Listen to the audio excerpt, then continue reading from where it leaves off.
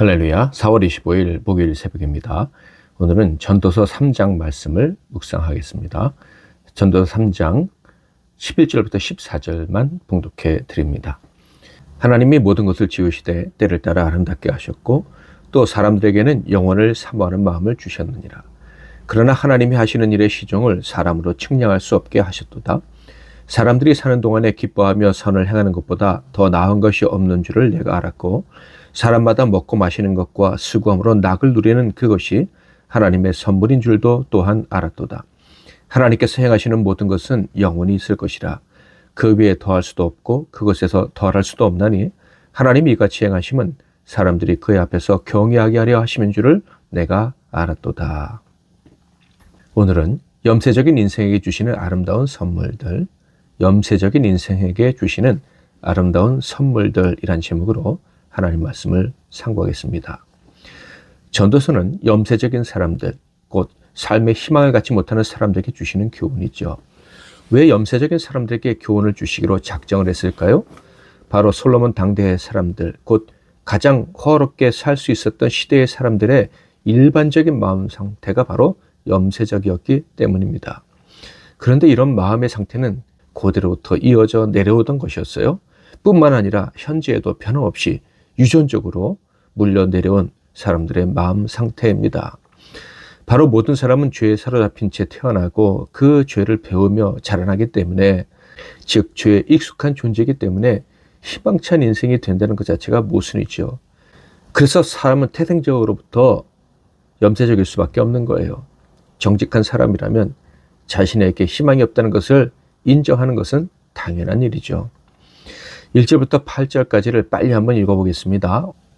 범사에 기한이 있고 천하만사에 다 때가 있나니 날 때가 있고 죽을 때가 있으며 심을 때가 있고 심은 것을 뽑을 때가 있으며 죽일 때가 있고 치료할 때가 있으며 헐 때가 있고 세울 때가 있으며 울 때가 있고 웃을 때가 있으며 슬퍼할 때가 있고 춤출 때가 있으며 돌을 던져버릴 때가 있고 돌을 거둘 때가 있으며 안을 때가 있고 않는 일을 멀리할 때가 있으며 찾을 때가 있고 잃을 때가 있으며 지킬 때가 있고 버릴 때가 있으며 찢을 때가 있고 꿰맬 때가 있으며 잠잠할 때가 있고 말할 때가 있으며 사랑할 때가 있고 미워할 때가 있으며 전쟁할 때가 있고 평화할 때가 있느니라.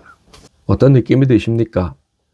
사자성어 세옹지마, 인생은 세옹지마다라는 말이 생각나지 않으십니까? 인생이라는 것이 참 별거 없구나라는 생각이 들게 하시는 말씀이죠. 나아가 인생이라는 것이 그냥 피곤한 것이구나라는 느낌마저 들게 해주는 말씀입니다. 그래서 9절에 솔로몬조차 이렇게 말씀했죠. 일하는 자가 그의 수고로 말미암아 무슨 이익이 있으랴.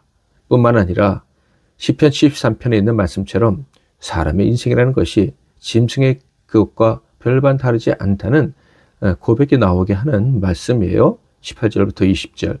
내가 내 마음속으로 이르기를 인생들의 일에 대하여 하나님이 그들을 시험하시리니 그들이 자기가 짐승과 다름이 없는 줄을 깨닫게 하려 하심이라 하였노라. 인생이 당하는 일을 짐승도 당하나니 그들이 당하는 일이 일반이라. 다 동일한 호흡이 있어서 짐승이 죽음같이 사람도 죽으니 사람의 짐승보다 뛰어남이 없으면 모든 것이 헛됨이로다. 다 흙으로 말미암았으므로 다 흙으로 돌아가나니 다 한 곳으로 가거니와. 이 앞에서는요, 심지어 선을 향하는 것조차 험한 일이라고 이야기도 했습니다. 자기가 잘했다고 생각될 때, 나름 성장했다고 생각될 때에도 악이 같이 있기 때문이라는 것이죠. 나는 정의롭다는 자부심을 갖는 때조차 심판받을 조건을 감출 수 없는 게 인생이라는 거예요. 그러면 짐승과 무슨 차이가 있습니까? 짐승의 혼은 땅에 그대로 남지만 사람의 혼은 위로 올라간다? 뭐 그 정도 차이밖에 없다는 것이 솔로몬의 가르침인 거예요. 그런데 놀라운 반전의 말씀이 등장하죠. 바로 짐승 같은 인생, 염세적일 수밖에 없는 우리 인생인데 하나님은 자기를 경외하는 자들에게 특별한 선물을 주신다는 거예요. 바로 그들에게 찾아오는 모든 순간들, 그 때들을 아름답게 해주시는 선물을 주시고 그 때들을 즐겁게 하셔서 하나님께 감사하게 하신다는 거예요. 11절. 하나님이 모든 것을 지으시되 때를 따라 아름답게 하셨고 또 사람들에게는 영혼을 사모하는 마음을 주셨느니라. 그러나 하나님이 하시는 일의 시종을 사람으로 측량할 수 없게 하셨도다. 허무한 인생, 염세적일 수밖에 없는 짐승같이 초라한 인생에게 아름다움과 영혼을 사모하는 마음을 때마다 모든 순간마다 주신다라는 거예요. 더 정확히 말하면 때를 따라 이런 선물들을 주시는 것이 창조 때부터 하나님이 세우신 계획이라는 거예요. 우리가 사는 이 피조 세계에서 때를 따라 하나님의 선물을 자동적으로 받도록 설계되어 있다라는 거예요. 누구에게? 하나님을 경외하는 자들에게요.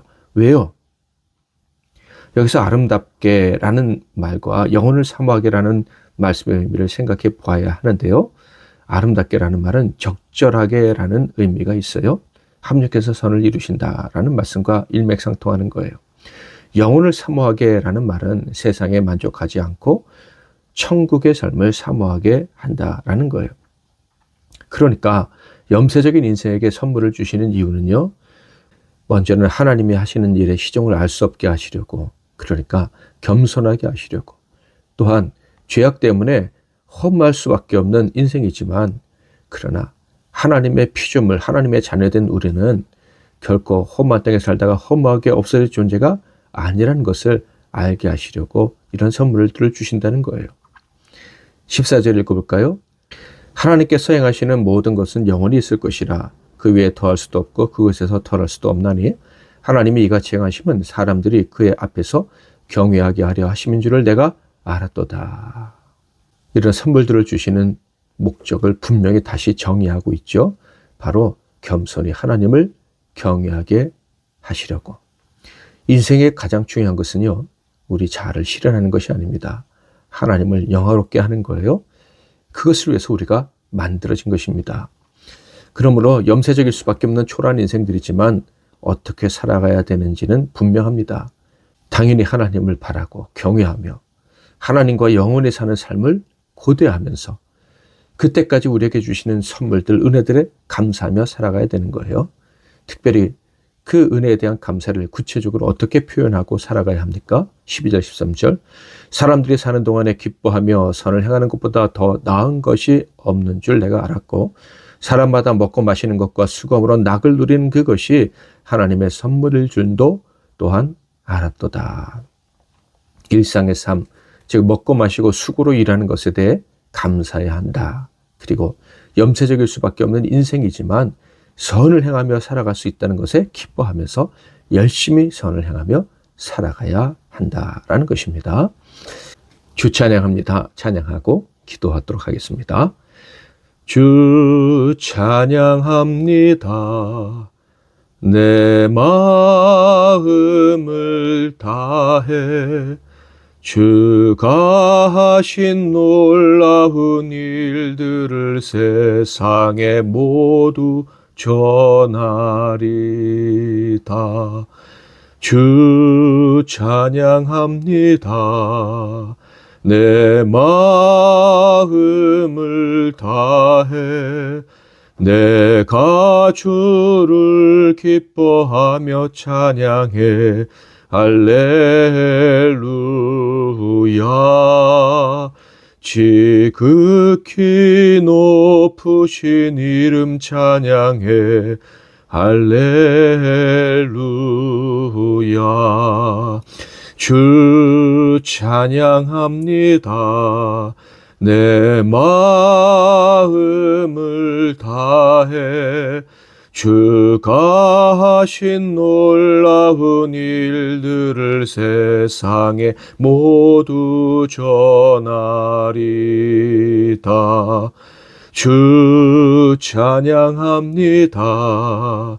내 마음을 다해 내가 주를 기뻐하며 찬양해 할렐루야. 지극히 높으신 이름 찬양해 할렐루야.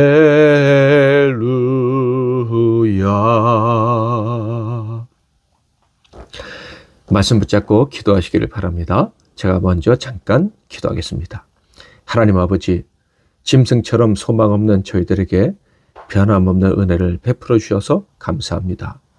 우리의 모든 순간들이 허무하게 끝나지 않게 하시되 허무함을 느끼면서도 감사하게 하시고 또 영혼을 사모하게 하시고 선을 행하려는 열망을 갖고 살게 하시니 감사합니다. 이렇게 살게 하시는 하나님의 지혜와 섭리, 그 놀라우신 계획을 찬양합니다. 영원토록 영광받아 주시옵소서. 우리의 영혼을 받아 주시옵소서. 우리의 삶을 통해 영광받아 주시옵소서. 예수 그리스도의 이름으로 기도하옵나이다. 아멘.